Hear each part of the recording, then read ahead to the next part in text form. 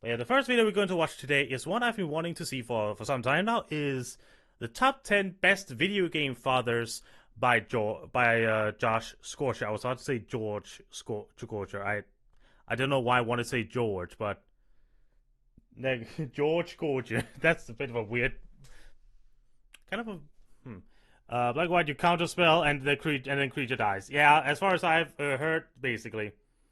But yeah, it's a video of Just Gorgeous I've been wanting to see for a while, and it's because as soon as I saw, because I cannot react to every countdown.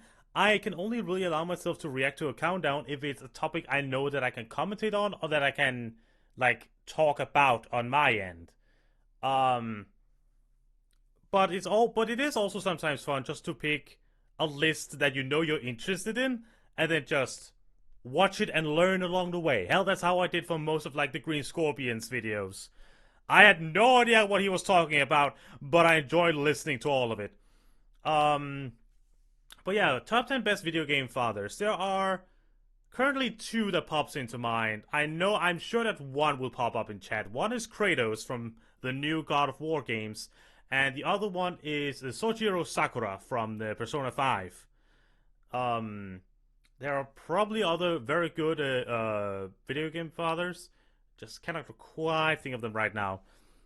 Just a normal Dilston follower. No, alright, you're one normal. Hi normal, welcome to the stream.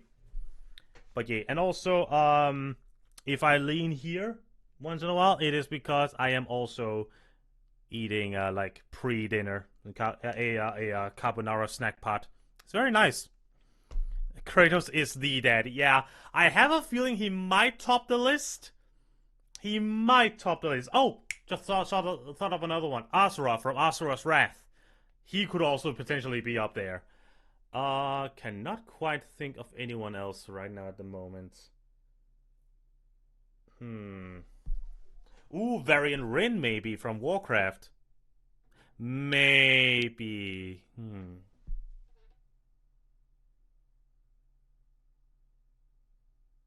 No one else really comes to mind right now. I'm sure I'll be like, oh yeah, of course, as we go through the list. But and also, yes, this stream will be uploaded to YouTube and then split up into the individual videos. So everyone say hi to YouTube. Hello, YouTube.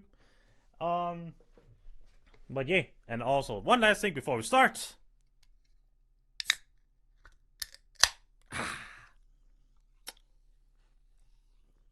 Good old brain juice. But if you guys are ready, let us watch Josh Scorcher's top 10 best video game fathers. Oh, I forgot I muted the tab. Shit, wait. Let us watch Josh Scorcher's top 10 best video game fathers. Also, that's a new intro. The music seems to be the same, but that's a new intro. Hey.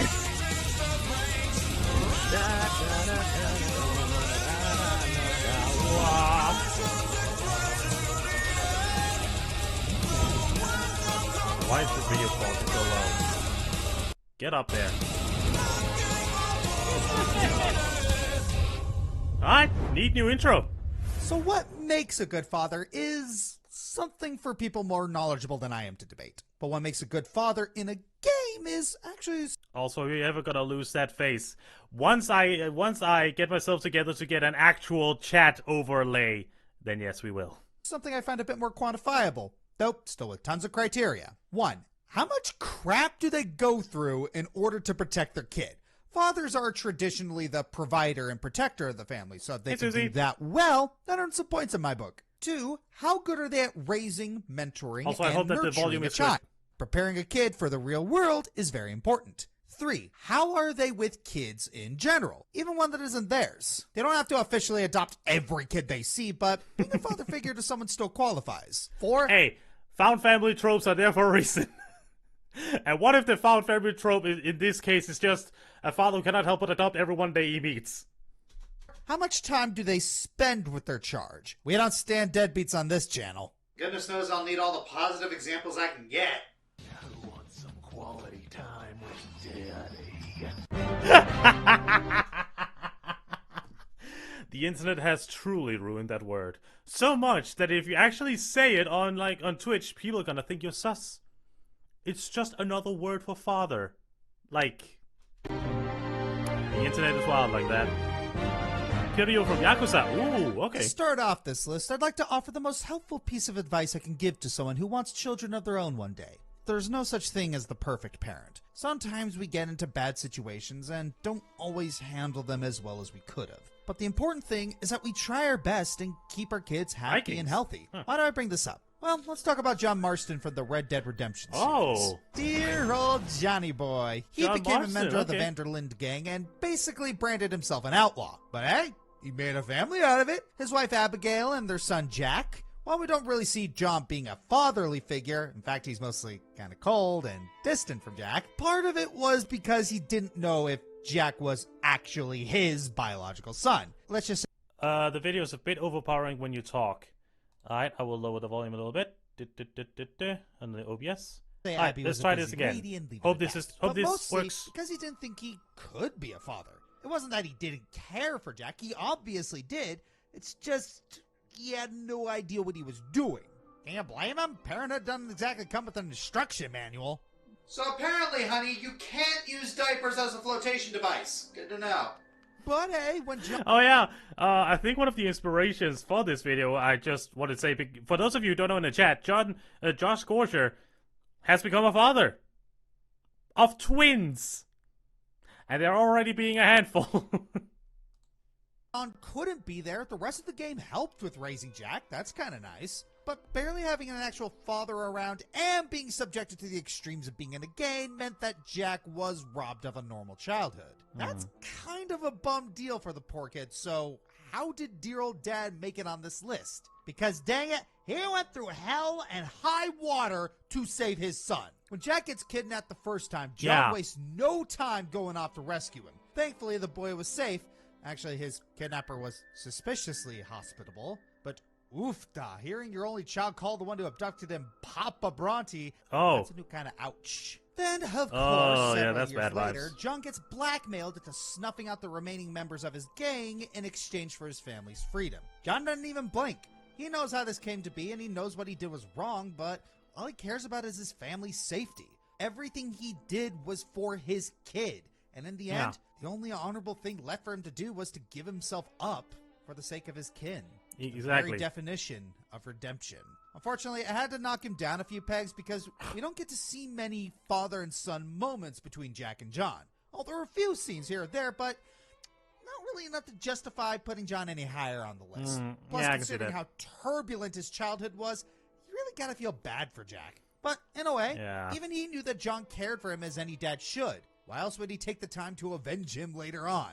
And the best part is Jack waited to execute his revenge. He took care of his mother until she passed away, then went after Ross. Seems dear old dad taught his boy something important after all.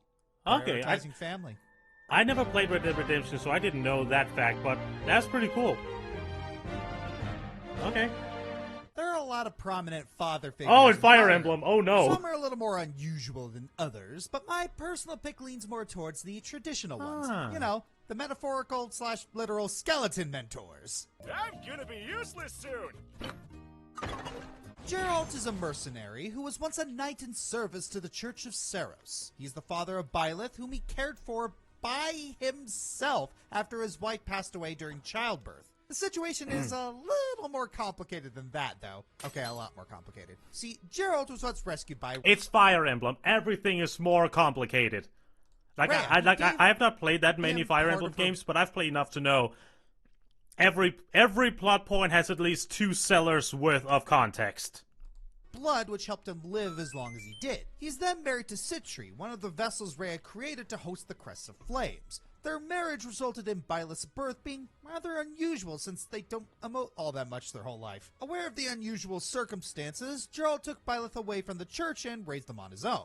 You gotta give him credit. For a single father, he did a pretty swell job raising a child who doesn't talk or emote much. Byleth turned out to be a really competent mercenary under his wing. Even as they're enlisted as a professor, Geralt still looks out for them in his own way. It's really telling when Byleth did break out in tears when he's inevitably killed. Helps that, unlike other plastic dead parent characters, we actually get to spend ample time with him beforehand. And to add more to that, the two did have support conversations in Three Hopes, and it further cements how grateful Byleth is to him. Geralt's a good example of a devoted father in general. Sure, he wasn't very emotional or paranoid, but his dedication to looking after his child and aiding them when he needed to still shows. However, I do have to take some points off of him since a lot of the stuff about his fatherhood is relegated to backstory. He's also not presented as well as Grail or a lot of telling, not a lot of showing.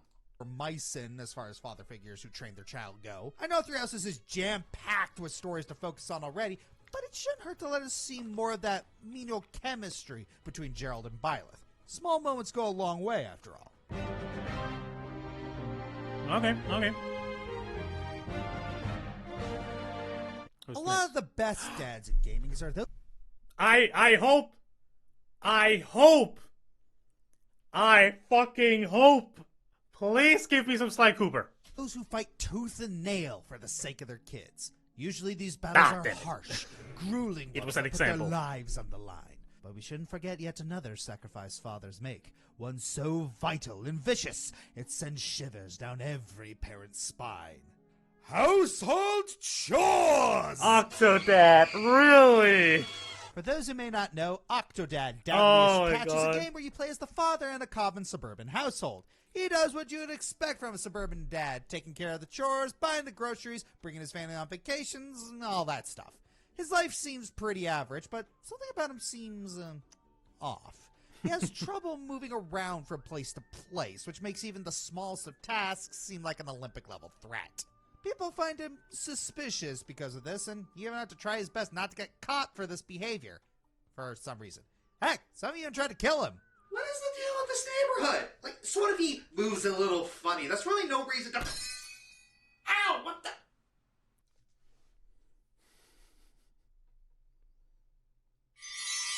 Now I get it.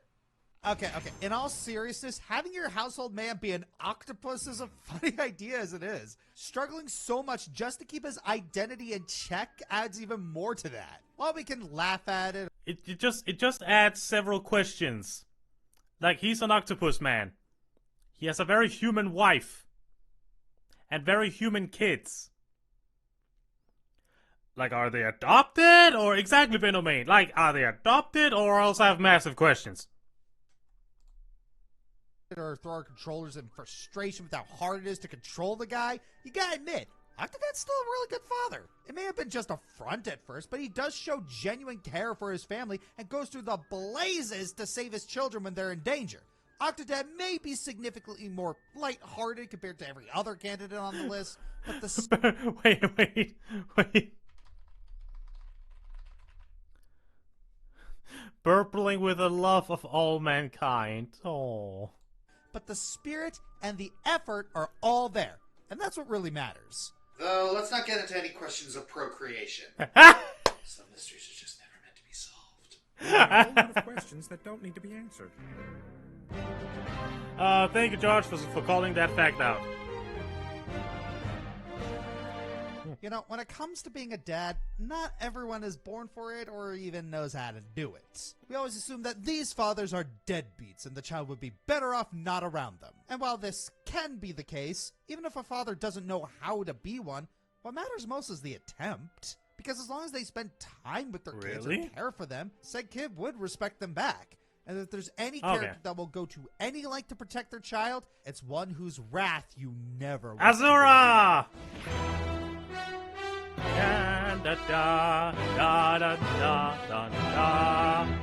Asura, as a father, is more... I still want to play this goddamn game, but it's impossible to find. It's on pretty much no digital stores. I cannot find it in any like retro nostalgic video game stores I try and go to. This game's impossible to find. More the traditional stereotypical father you've seen in old times. It's called Asura's Wrath. It's basically, imagine Buddhist Hinduism mixed with anime sci-fi. But what it's supposed to be. The father works to support the family, and the wife takes care of the household and children. The difference between a lot of families you see on Reddit, or those weird texting videos that become more popular, is that Asura genuinely cares for his family's well-being, despite having trouble showing it. He doesn't quite get emotional support and is almost scared by it. Whenever his daughter Mithra is crying, his only response is to beat up the thing that caused it. I'm a little confused, but he got the spirit. He knows Yeah, that basically. doesn't always work, but as someone who was made to Exactly, fight Venom. endlessly, it's all he knows. Thankfully, he has his wife to aid him in the facets of parenting he's not as good at. Ain't that nice? Two parents covering each other's blind spots. Too bad the other gods of the game kill his wife and kidnap their daughter to satisfy their own needs. Suffering for your gods is your only purpose. This leads Asura to go full Kratos and try to kill every god he can in order to protect Mithra. He knows his daughter is hurting and wants to protect her, so he uses that feeling to fuel his rage. His feeling of wrath is so vast that he becomes strong enough to destroy planets at the flick of a wrist. Doesn't matter if it's Wyzen, August, Deus, or Chakra Varden, Asura will do what it takes, even dragging himself out of the underworld on multiple occasions to save her. And in the end, he makes the ultimate sacrifice. Despite knowing Chakravartin's existence is the only thing keeping him alive, he will still kill the creator of the world to free his daughter from the cruel entities that only seek to exploit her power. Asura might seem like a Kratos ripoff to some, but he did something that Kratos couldn't do until 2018. Be a caring father to his kid and risk everything to save them. And it was funny to see the reincarnated Asura in the true ending thinking he could take on a meteor when he saw it was causing his daughter distress. One Punch Man, you ain't. At least, not anymore. God damn. Whew. Dead Rising 2 takes a different approach to the series. Really? While you're still slaughtering waves of zombies, there's a more human element at play. Our protagonist, Chuck Green, has a daughter. Hey, Angus. Before the game's events, she was bitten during an outbreak. To prevent her from turning into a zombie, she requires regular doses of Zombrex. Come the present day, an outbreak has hit Fortune City, but you don't just have to kill zombies and find survivors, you have to regularly give Katie her medicine. Gee, having to risk life and limb to get incredibly expensive medicine for a loved one. I wonder what that's a metaphor for. This is what really puts Chuck on the list. Being a dad is part of the gameplay. You have to make enough money to be able to regularly buy Zombrex for Katie. This adds an element of urgency to the game and really makes you feel for how hard Chuck works. The fact that her death in Off the Record drove him to madness really shows how important she is to him. In terms of his skill set, Chuck is basically MacGyver if he was in a zombie movie. Watching he can turn common household objects into Geneva Convention violations far before Link's most recent outing. To me, Chuck is easily the most relatable out of all the dads on this list. A bit of personal backstory, my younger brother has suffered from diabetes all his life. And like many Americans, affording insulin ain't easy. This is why I'm so glad to see an insulin company lose billions of dollars via a tweet. Probably the only time Twitter was ever a force for good. Press X to doubt. Oh, I'm sorry, press Twitter to doubt. For as much as God of War's modern reboot has redefined Kratos as a character, it's important to acknowledge how far he's come. To make a long story he's only... I thought he would be like in the top 3. short, Okay. Kratos is far from a nice person in the original games, let alone a good father. I mean, the guy was essentially mind-controlled into killing his own family, so that kind of massively screws someone up. After that, he has no qualms about murdering anyone who has the gall to stand in his general direction. But even then, Kratos wasn't this one-dimensional monster. He was a two-dimensional monster. In Chains of Olympus, he was given the opportunity to be with his daughter in Elysium, yet was forced to throw it away to stop Persephone. In doing so, he had to utterly destroy any love she had for him. As horrifying as it was all for the sake of protecting her. And then there's the stuff with Pandora in 3. He was willing to go through all kinds of hell for her sake, even if it was just so he could get the power to kill Zeus. He was even willing to end his own life to give hope back to humanity. Though whether he actually cared about them or just wanted to spite Athena is debatable. So yeah, not entirely a sociopathic killing machine, but not exactly Father of the Year material. No. Then we get to the Norse era. from the moment the story begins. Of course, the Norse makes everything better. Ha Ragnar, I have not played any of the new God of War games. I really want to. It's clear that Kratos is a vastly different person. He's more soft-spoken and patient, wise and experienced. But that doesn't mean he's a perfect father. He does treat his kid pretty roughly at points. Though, throughout all of it, you can absolutely tell he's doing it all for Atreus' sake. While he is harsh, in context, it's kind of a necessity to teach him how to survive in such a harsh and unforgiving world. You can easily tell that if Kratos felt he didn't have to do this, he wouldn't. As for the matter of keeping his godhood from Atreus, okay, let's cut Kratos a little bit of slack here. You gotta remember that most people wouldn't be too keen to tell people they were a mass murderer in a past life. While there's no denying what an a-hole Kratos was back in the Greek era, it's still incredible to see him come so far in both personal growth and fatherhood. Sometimes being a dad isn't just about the growth of the kid. It's about the growth of the parent, too. Okay, I understand that. So, they took the context from both the new games and the original trilogy when it comes to this. So, yeah, I understand the placement. The reason I thought that they were going to put him at, in the top 3 was because I thought, oh, they're only going to focus on, the newer God of War games.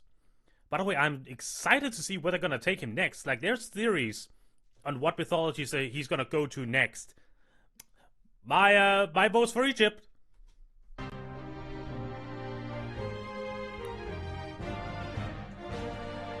For our next entry, we're going to cover a father who fought through powerful adversaries to save his daughter, going as far as to cheat death multiple times, and is made by Capcom. Aha. Starting to think Capcom has a type. Yeah. As the protagonist of Resident Evil 7 and 8, Ethan Winters had fairly humble Oh, Ethan Winters, of course. Oh, yeah.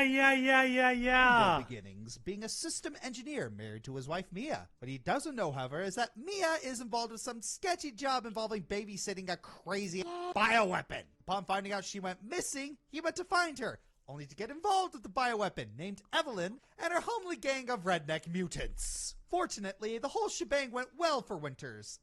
Sort of. He comes home safely with his wife under the assurance of Chris Redfield. Little did he know his confrontation with Evelyn has since then caused him to mutate. Yeah. Nevertheless, he's been able to lead a healthy life with his wife as they care for their newborn daughter, Rose. The happy life didn't last, however, as he once again gets his family taken away from him under mysterious circumstances. Once again, Ethan goes through residence after residence, this time to save his daughter from the clutches of Miranda and the Four Houses. And yes, as the elephant in the room has been clarified, Ethan's journey is not far off from other Capcom fathers on this list. Yeah. So what makes Ethan stand out more? Well, it's a combination of two things: story and gravity. Compared to Asura, Ethan does take care of his daughter more personally. Sure, he still didn't have a lot of time to spend with her, but we at least know he's a smart and savvy enough man to carry a family. I want to say something, but I want to see if Josh says it first. Not to mention, look, baby, the weight of losing a family member so young would be catastrophic for any good father. Ethan proved that well. His immeasurable shock and disgust seeing Miranda treat her like an ingredient, and Heisenberg compromising with him to use her as a weapon? No way in hell is he ever going to take any of that lightly. Ultimately, Ethan did give his life to destroy the Megamycete, given how the mutation is finally taking a toll on him. Years later, Rose grew up fine, sort of, though she never got to know him all that much or how much he went through for her sake. Well, that is, until we see what goes on in the Shadows of Rose DLC. Within the remnants of the Megamycete, Rose was trying to find a way to remove her mutation by rummaging through its memories. It's through this that she's able to see how much Ethan dedicated his life to her and how much he would still go through in order to protect her from all the dangers within the memories. In the end, she finally understands what her father went through and even kept her powers to stand by his convictions. As a character, Ethan may not be as cool or flashy as Capcom's other dedicated fathers, but the human element surrounding his story is indisputable. He's just an ordinary man trying to lead a normal life with his family, only for it all to be tragically robbed from him. But all his efforts, all his devotion to salvage what's left of him for his daughter's happiness, even fighting from beyond the grave for her, that is what makes him so awesome. Yeah, and I'm just gonna quickly pause to rant a little bit, because Ethan Winters, in like the first game he was in, which was Resident Evil 7, he was just the definition of an ordinary guy dropped into a situation no one could possibly imagine living in. And yeah, in the first game he was in, he was kind of like, he didn't have a lot of personality. His character didn't shine that much through. But in 8, he really came through. Like, I remember people trashing Ethan so much in the 7th game, because like, oh, Ethan, he's just a white bread FPS protagonist. Like, oh, he's so by the books. But in 8, after that ending, everyone were crying for him and just admitting and admiring how far he went, again, as a normal guy, to rescue his daughter from these horrors. Like, he's no military, he is no space marine, anything like that. He was just a guy who also happened to be mutated because of a thing, so that gave him some extraordinary things, but like, he didn't start out with the skills or mindset of anything other than just a guy. And that is what I think resonated with so many people. Oh, okay.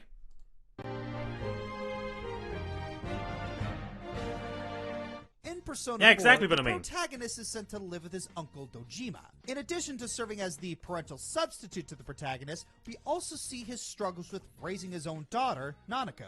Only for him to completely ruin everything when he takes the protagonist in for questioning and leaves Nanako at home to get kidnapped. When there's a suspect on the loose end, they just deceive the threatening Please, Sakura. letter. Please, Are you a Sakura. pack of imbeciles? But thankfully, it wasn't all for nothing, for it is only through the folly of Dojima that we could ever arrive at the greatness of Sojiro! Coffee Dad! It's Coffee Dad! When we first meet him, though, he's not exactly the most likable character. He's more than a bit callous to Joker, but... Oh no, he starts out such a bastard. He basically goes from, at the first sign of trouble, I'll kick you out, to, yeah, you can have your thieves guild in my attic.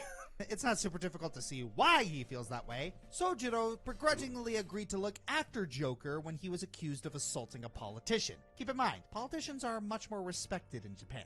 Eventually, Sojiro starts warming up to Joker, letting him go out after dark and even teaching him coffee making. Yeah! But where Sojiro really comes into his own is with his adopted daughter, Futaba.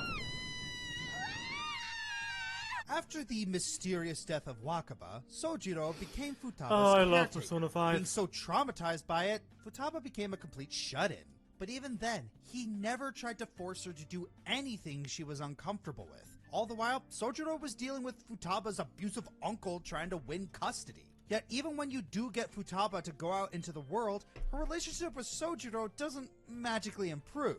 They go through struggles, yet it's made abundantly clear it's no one's fault. Just two people going through life. And when Sojiro does learn that Joker and his friends are actually the Phantom Thieves, he keeps their secret and even becomes the unofficial dad of the group. And a list of fathers who are willing to go through hell and back starts to have someone a bit more down to earth. Plus, it's just refreshing to see such a positive portrayal of an adoptive father. I love Sojiro Sakura so goddamn much. Ah, Coffee Dad is awesome. Games The Walking Dead. He's gonna say Lee. It's gonna be Lee. Of course it's gonna be Lee. Undeniably their biggest success in the industry. When the first season became a smash hit, you better believe they try to capture that magic again. And again. And again. It has to be Lee. And they tried to make all their games The Walking Dead. Really, Oh my the God. series kind of peaked with the first season. It set the bar with its tone, the aesthetics on par with the original comics, and for being nowhere near as messy as the TV series. Look at me dead in the eye and tell me I'm wrong. I've never seen it. Do it. I've never seen a TV Of show. course, a lot of that is thanks to the touching character arc between our two main characters. Lee Everett, and Clementine. Lee was a history professor before the Walker outbreak who ended up on the wrong side of the law. But then the world went straight to hell, and while looking for help, he happens upon little Clementine all alone in her house. Little Her parents are Clementine. out of town, and her babysitter's not in great shape. Quite dead, really. Realizing this little girl is all alone in a world torn apart by the undead, Lee decides to look after young Clementine for as long as he can. Clem still holds on to hope that she'll see her real parents again, but over time, Lee becomes the surrogate father she needed. He offers her comfort and protection. He teaches her how to survive in the new world. Everything he does is for her, and she's not even his kid. Bear in mind where Lee was before he met Clem. He did want a family of his own, but domestic struggles led him to killing a man and being shipped off to jail. Oops. He was remorseful Oopsie. for what he did and would give anything for a second chance. Suddenly, in comes this beacon of light, and suddenly, he has hope again. Sure, he didn't always make the right decision, but he's human. And as humans, we're allowed to make mistakes. Sometimes we do it on purpose just for the funnies. Regardless, Lee dedicated his life to a child he didn't even know. If he raised his own child like he raised a complete stranger, he would have been a great dad. I say could have in past tense because, well, you know what happens when we get too attached. The inevitable happens and Lee gets bitten. His time is running out, but he still uses whatever strength he has left to find Clementine. And then, as he lies dying, Lee has one more harsh lesson to teach his young charge. How to say goodbye. You'll be okay. The story between the God! two is nothing short of beautiful and tragic. And yet, their time together wasn't in vain, because not only does Clem survive, she thrives. She remains a constant force throughout the rest of the series, and even follows in Lee's footsteps of becoming a surrogate parent for another young child. Though Lee's time in the franchise was taken way too soon, his wisdom and paternal spirit lived on through the closest thing to a daughter he ever got. Undeniable proof that the first season of The Walking Dead was the series at its peak. Too bad the rest of the series couldn't reach that height. Neither could Telltale Games itself. But hey, they somehow overcame bankruptcy, which means, enjoy another video that aged like sour milk. But yeah, my god, the finale of the season 1 of Walking Dead. I remember, I don't remember who it was. I followed someone's playthrough of it. It was either PewDiePie or I think a YouTuber I used to follow called Sly Foxhound. And I remember that ending, at how it completely broke me. Like, oh. Like, even when he talked about it, showed the clips, I could feel those old tears beginning to pop up again. It's like, that ending is rough in the best way possible. Who's number 1 after Honorable? Gregory Edgeworth, Ace Attorney. His reputation lives up to Miles' stories of him. If only we get to see them both together more. Yuichiro Hikari, Battle Network. He isn't around as often as he should be, but when he is, he makes the most of it. Joel Miller, Last of Us. Okay, well, be fair now. Everyone was an a-hole with the whole Fireflies thing. Bowser, Super Mario. He's the poster boy for parental control, but loses points for disowning the Koopalings. Booker, Bioshock Infinite. A good escort mission where you have to rescue the lady you don't know is your lost daughter? Why are people so anal about this game again? Bioshock Infinite was a tangled mess of wires of a plot that still somehow evened out in the end in the most confusing way possible. Like, I still don't 100% understand Bioshock Infinite, and I played it. Jeez, who the heck is beating Lee and Sojiro? I mean, I know I wrote the list, but I still want to see. Whoever say what's Kiryu, you get to eat tonight. Hey, Kiryu-chan! Who would have expected the patriarch of the Kiryu-chan! Yakuza series to grace the top of this list? Well, if you're one of the people to play all of the Yakuza games, then you would know. For those who don't, let's dive in. Kazuma Kiryu may not look like the pinnacle of fatherhood that we're claiming him to be at first glance. But if Yakuza's Guide to Babysitting taught us anything, it's that looks can be deceiving. Ever since Yakuza 1, Kiryu got involved in raising the daughter of his childhood friend Haruka. And let me tell you, raising this kid ain't easy. Just in the first game, he defended her from another childhood friend, his former Yakuza family, a corrupt politician who was her biological father, and members of the Tojo clan and Omi Alliance, the two biggest Yakuza groups around, all because she was the key to 10 billion yen. That scratches the surface of what Kiryu does to protect Haruka. He's been shot I need to play these fucking games, I swear. multiple times, Valiant Hearts was not on the list, sadly. fought 2 tigers to rescue her, and went against the county's Yakuza and government to protect Haruka's son. Of course, none of this comes close to the most strenuous thing Kiryu had to do for Haruka. Do favors for her in order to gain her happiness. Okay, that was a joke, but... Wait, what is it? The most strenuous thing Kiryu had to do for Haruka. Do favors for her in order to gain her happiness.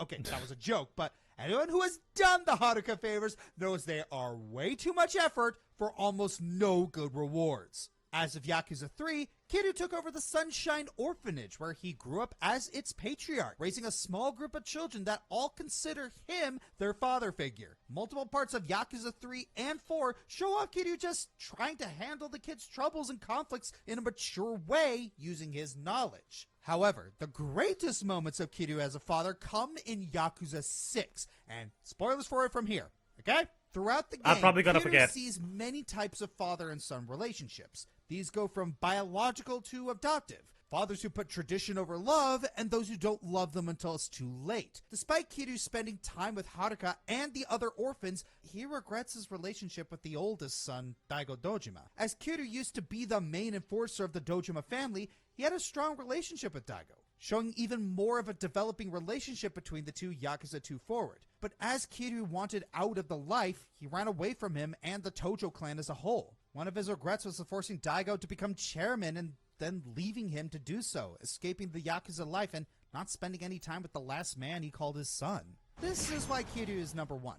Not only is he a father that will do anything to protect those he isn't even related to, he understands the pain and suffering required to be one. What he goes through and what he manages to accomplish rivals that of Lee, but can even surpass that as he also leaves behind those who will carry on his legacy. Even when he couldn't carry all of the burden and regret, he still moves forward. And if you threaten his family, he will make the entire country his enemy to protect them. And he will live through it every single time.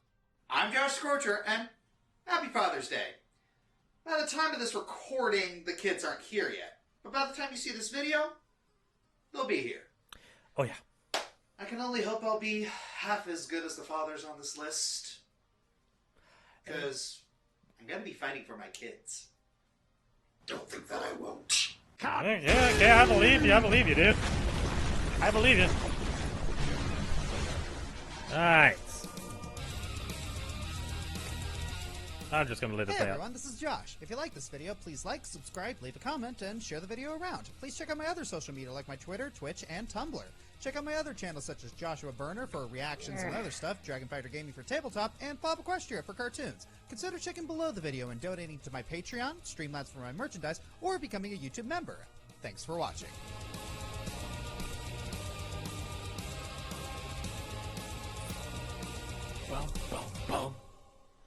I've heard like an acid trip happening in slow motion. Yeah, that's kind of what I heard as well.